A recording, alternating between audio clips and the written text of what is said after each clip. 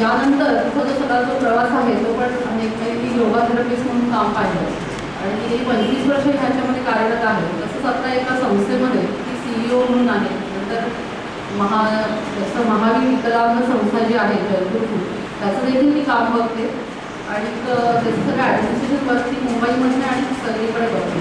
याबरोबरच तिचं हे सर्व व्याप सांभाळताना प्रमुख म्हणजे असं की रामकृष्ण मठ आणि शारदा मठामध्ये जे काही आता व्याख्यानमाला वगैरे होतात तिथे ती स्वामी विवेकानंद, रामकृष्ण परमहंस, नंतर मा शारदादेवी यांच्याबद्दल पण तिच्या व्याख्यानमाला गेली 5 वर्ष इथे चालू आहे. त्यापैकी सर्वात महत्त्वाचं म्हणजे मेरीली बर्ड यांनी 6 खंड इंग्लिशमध्ये दिले. तर त्याचं ती मराठीमध्ये शारदा मठामध्ये 5 वर्ष व्याख्यानमाला घेतल्या.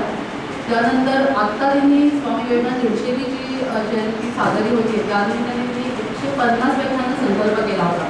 तर तो अगदी जव्हारसारख्या आदिवासी भागातून सुरू करून तिने ओडिसा आणि इथपर्यंत सर्वच महाराष्ट्र आणि महाराष्ट्राबाहेर ही व्याख्यानांची झाली आणि ती हा संकल्प अतिशय वेगळ्या प्रकारे असा तो पूर्ण केला. म्हणजे तो तिने आम्हाला असं सर्वांना वाटलं की तिची साथ धरली आणि तुम्ही परत तिला आता प्रतिसाद येतोय की तुम्ही अजूनही या व्याख्यानात गेला या शाळांमध्ये कॉलेजेसमध्ये. असा हा सगळा तिचा प्रवास आहे. आणि त्याच्यावरच तिचा आणखीन हा एक अगदी चांगला वेगळा पैलू म्हणजे काव्य.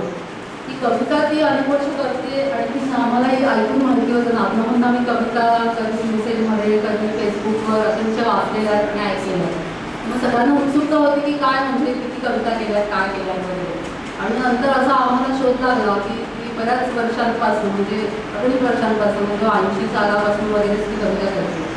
ती आम्हाला गंमत वाटली आणि असं बघता बघता त्या कविता सहज बघितल्या तर 200-250 कविता झाल्या आणि मी तेव्हापासून करत आलेलो आणि मग तिचा जो संपूर्ण जो काही एकूण प्रवास आहे त्या पद्धतीच्या कविता तिला भेटलेल्या सगळ्या व्यक्ती महादेवच्या कविता अशा प्रकारे ते कवितांचं वाचन आम्हाला सर्वांना तुम्ही करून दाखवलं होतं.